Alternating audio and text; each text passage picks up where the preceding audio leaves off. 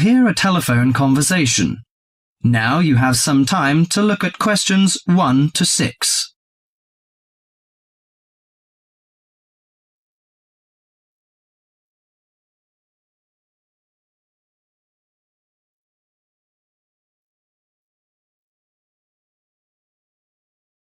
Listen to the conversation and answer questions 1 to 6. Good morning, Country Comfort Albury. Oh, hi. I'd like some information, please. I'd like to find a double room to stay for the weekend. What kind of rooms do you have? Well, we provide a variety range of accommodation depending upon your likes. The guest house room costs $45 per night. It provides air conditioning and shower, and a waterfront room costs $80 per night. It has got its own balcony overlooking the foreshore of the lake. We've got a kid. How do you charge for children? Extra bedding is available if you require that. If the kid is aged 12 and below, the cost is $10 per night for the guest house room and $15 for the waterfront room. Do you have a swimming pool, tennis court or something like that? Yes, we've got a swimming pool which is free for all the guests. But the tennis court charges $8 each hour, including the rent of rackets. How about other facilities? We provide free off-street car parking and internet access. We also installed in-house movies, but that costs $4 per hour. Oh, we don't think we need that. Because of the kid, you know. We don't want him to see movies on the weekend. Well, we also offer ironing equipment in the room. That's useful, I think.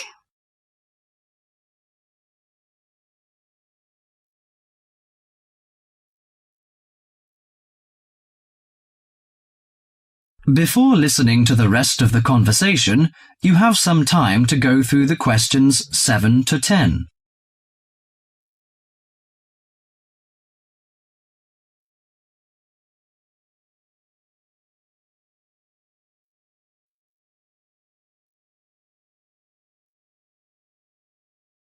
Now listen to the last part of the conversation and answer questions 7 to 10. Great! Could you tell me the address? How do we get there? Yes, it's Country Comfort Albury, Albury, at 648 Dean Street, New South Wales. 648 Dean Street, Dean, is that right? Yes. Well, I wonder what activities are available there in this season. You know, we want to have an indulgent weekend in the boring winter. Oh, you'll not get bored here. You know, Albury is the perfect base for alpine skiing. Besides that, winter's frosty alpine air encourages walks through mist-laden valleys. You can walk alongside rushing streams and waterfalls. After returning to the warm and comfortable lounge, you can sit by the open fire. I think this is the ideal time of year to nourish your body at the Salus Spa. The idea of skiing doesn't appeal to me very much, but it sounds good to have a relaxing walk through the valleys. Maybe after that, I'll have a massage and some soaking in the spa. And you know, this hotel is perfectly located in a quiet position off the main highway in central Albury. It's within walking distance of licensed clubs, restaurants, shops, and the central business district.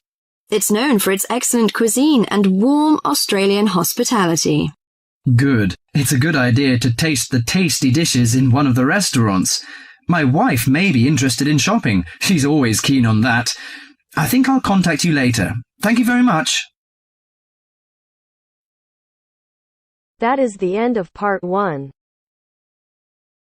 You now have half a minute to check your answers.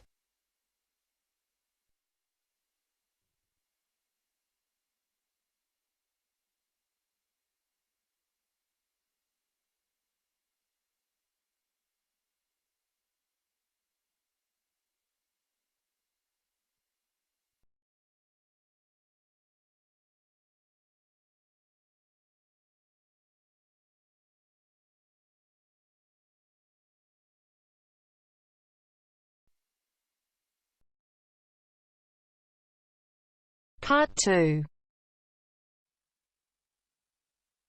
You will hear the head teacher of a school giving a talk to parents about some new classrooms. First, you have some time to look at questions 11 to 14.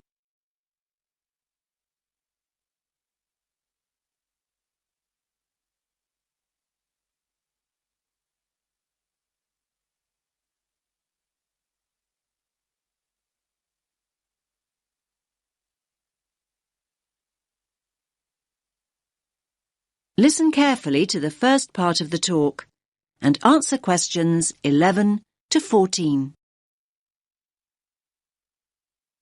Good evening, everyone, and thanks for making it along. I know how busy you all are with term coming to an end. As you know, the aim of this meeting is to show you the plans we've got to add 2 new classrooms and how that will affect the playground. Now, I've heard that quite a few of you are worried that there'll be hardly any playground left, but I want to reassure you that that's not the case at all. I think there's been quite a lot of uninformed talk going on, and people have started worrying unduly. I certainly hope I can dispel any of your concerns this evening. Firstly, I have a plan of what the school should look like, which I'll project onto the screen. The school governors and the developers want to hear your feedback before making final decisions. Your feedback's very important. When I've gone through the plan with you, you can ask questions and we'll discuss those queries in detail. There'll be plenty of time to tell us what you think over the coming weeks. And once the plans are a little more developed, they'll be available online. There'll be a weekly update, and once the actual construction begins, you'll be able to check progress as it happens. Personally, I'm very happy with where we've got to. I knew we had to have the extra space, but I must admit I worried long and hard about what we might have to sacrifice for it. The developers have certainly convinced me that we've made the right decision. You now have some time to look at questions 15 to 20.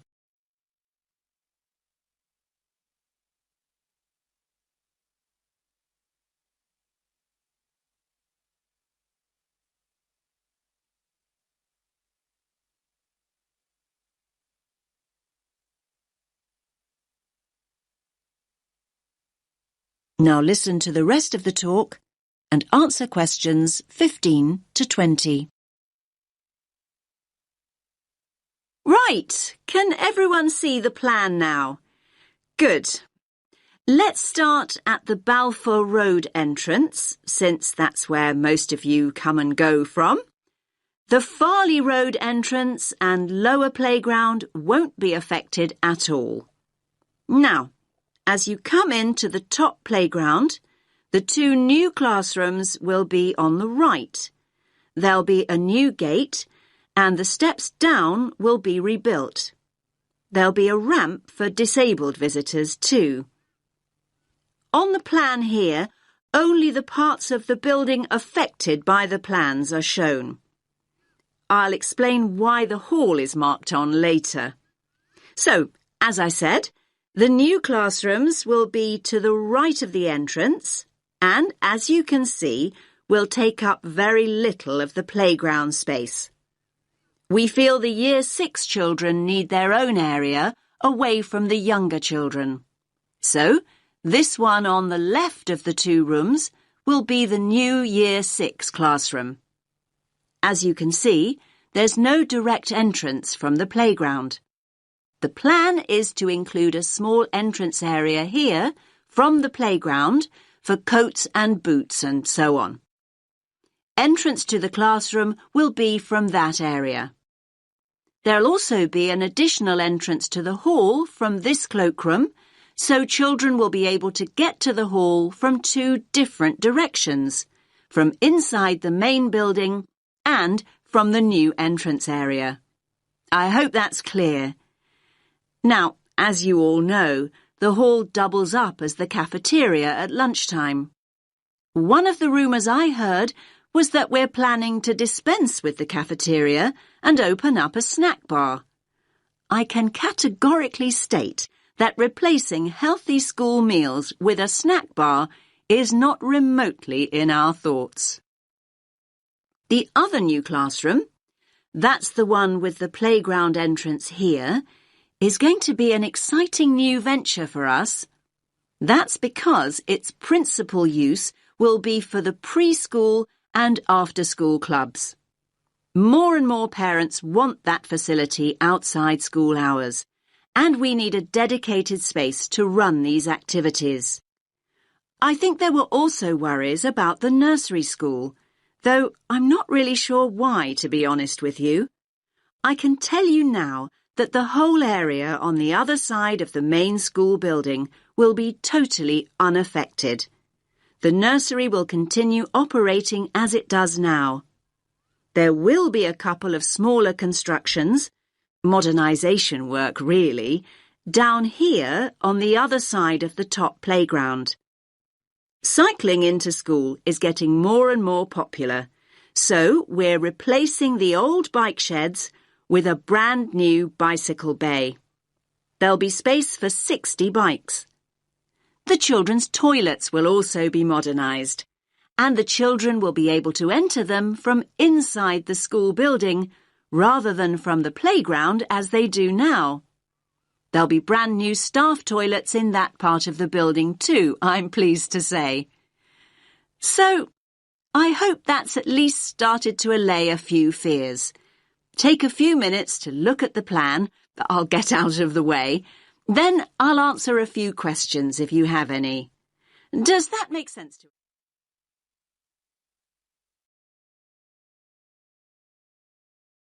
That is the end of part 2. You now have half a minute to check your answers.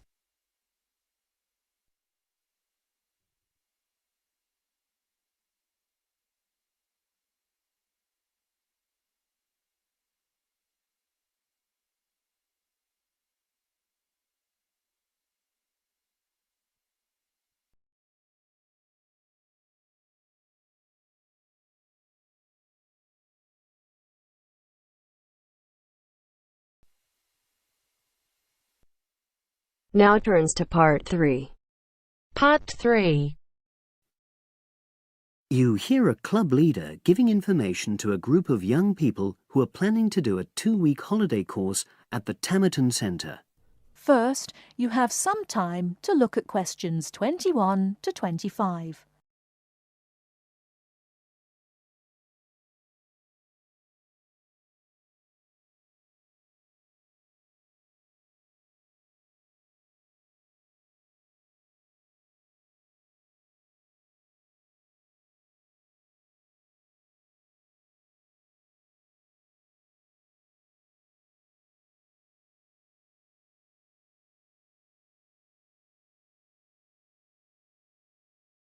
Now, listen carefully and answer questions 21 to 25. Hello, everyone. I've been asked to talk to you this afternoon about next month's trip to Tamerton Study Center for the 2-week course. Now, some of the things I'm going to say you may have already heard or read about, but I think it's important to emphasize a few key points. First of all, it's worth reminding you why Tamerton was set up in the first place, in the late 1960s. That was really before all the concern with preserving the environment, which everyone talks about these days. The idea was simply to get people out of the cities and into the country and to find out that just being outdoors can be very rewarding. This is not going to be a holiday in the usual sense. It's called an adventure course because you'll really be stretched to your limits, but that in itself can be a positive thing.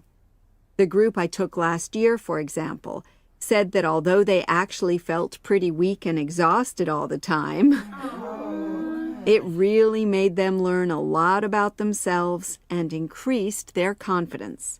And in the end, that's the most important thing. Now, all of you knew about policies at Tamerton before you signed up for it, so you know that in many ways it's quite old-fashioned. You don't have a lot of choice in what you do. But something which I think makes the place so special is that you get to try so many different things every day. For instance, one day you'll do climbing, and the next you'll be surveying rock pools. It's not intended that you become an expert in any of them. It's more like a taster, which you can follow up if you want. And there isn't a lot of free time. Organized activities and talks, etc., go on until 9 p.m., and lights go out at 11 p.m.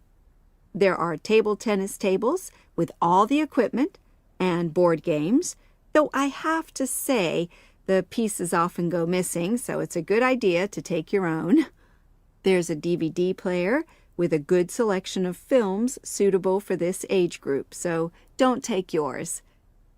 Bedtime at 11 p.m. is strictly enforced, and there's a good reason for this.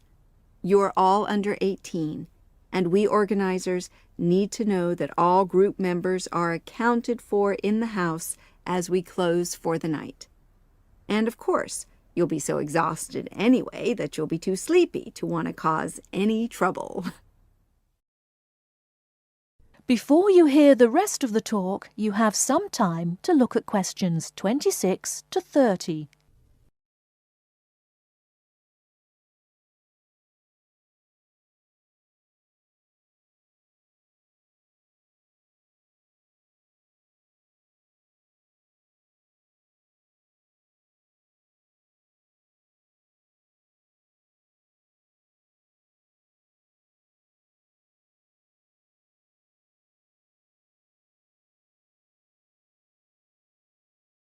Now listen and answer questions 26 to 30.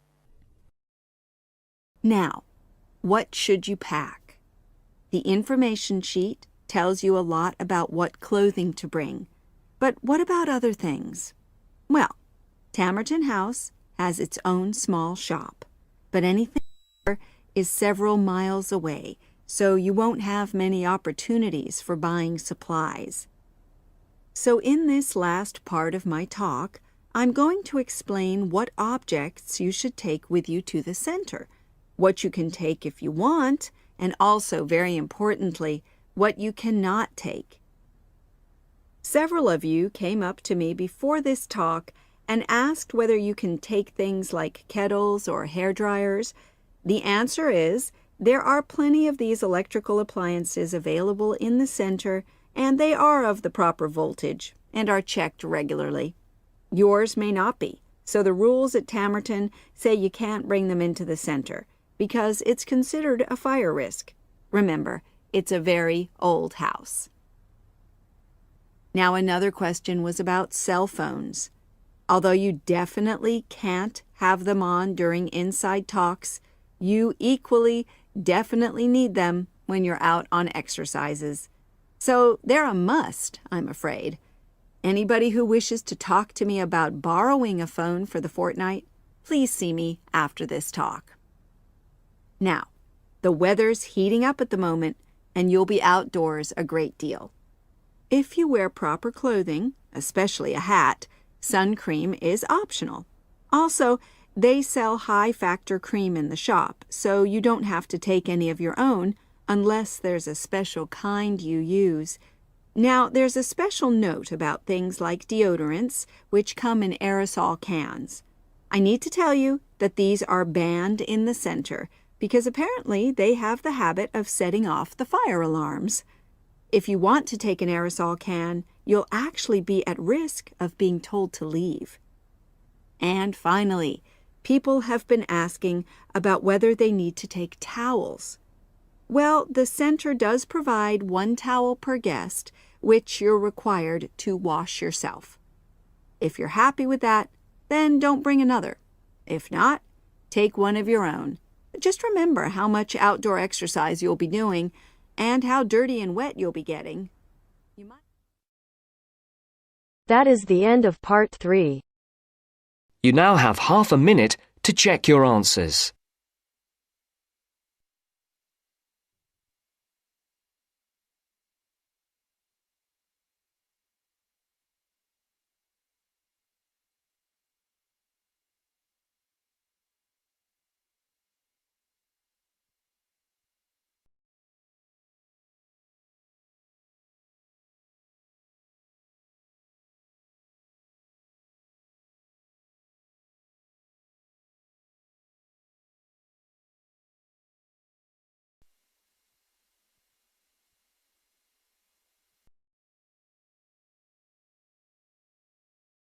Now turns to Part 4. Part 4. You will hear the first part of one lecture, in a series of lectures about environmental issues. First, you have some time to look at questions 31 to 40.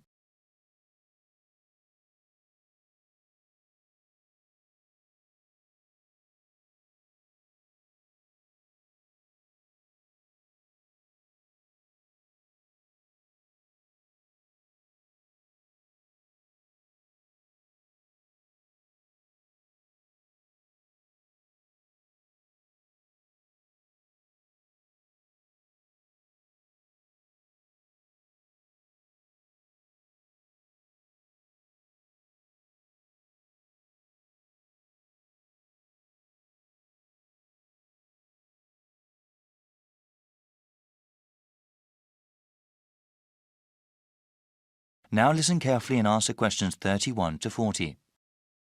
In this lecture series, we have been looking at the most pressing environmental issues that the world faces. One of those issues, global warming, has become very fashionable to talk about in the past decade. Though I'm not trying to diminish its importance as a problem, it must be understood that the effects of an increasingly warm planet will not be seen for many more decades. One problem affecting the lives of people right now is the scarcity of water. The need for fresh water will only increase as the world's population grows, especially in developing countries. In the future, changing weather patterns that come with global warming will only make the problem worse. People need water to drink, cook food, shower and wash clothes. Most of the planet is covered with water, but unfortunately only a tiny percentage of it is fit for human use. Of all the water in the world, less than 3% is fresh water. More than 2/3 of that remaining percentage is locked up in glaciers in Greenland, Antarctica and elsewhere, also unavailable for human use. The water vital for life comes from lakes, rivers, underground aquifers, rain and snow. This surface water, groundwater and precipitation is not disturbed equally across the Earth's surface. For example, Canada, which has about 0.5% of the world's people, contains about 10% of the world's readily available fresh water. Brazil makes up about 3% of the world's population, but within its borders contain nearly 12% of the world's freshwater resources. As the economies of developing countries grow, the need for fresh water also grows.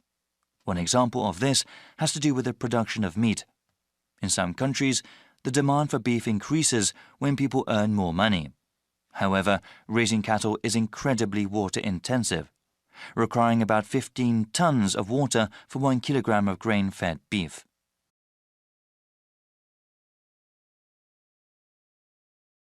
The scarcity of water has a direct impact on human life. When people are forced to walk many kilometers to the nearest source of fresh water, it may take hours away from their day. This, in turn, takes time away from school or from other productive work that helps the general economy. A number of solutions have been proposed to deal with the scarcity of water.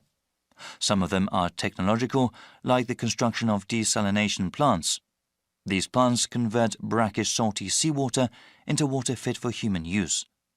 They are very expensive to operate and maintain, though, and cannot meet the world's growing demand for water. Other kinds of solutions involve only a little technology or involve modifying individual people's habits. In a rural part of India, a village facing water shortage started collecting rainwater. A simple system allowed them to save water that fell over a large area and use it during dry periods. In the suburbs that surround the cities of developed countries, house owners are using xeriscaping techniques. The main purpose of xeriscaping, unlike traditional landscaping, is not to use supplemental irrigation. This requires the use of plants, shrubs and trees that are appropriate for the climate. In dry areas, this means planting ones that use less water. In the future, many countries will need to use a variety of these techniques in order to provide enough water for their citizens. Water security will be of utmost importance to those governments, especially in areas that are politically unstable.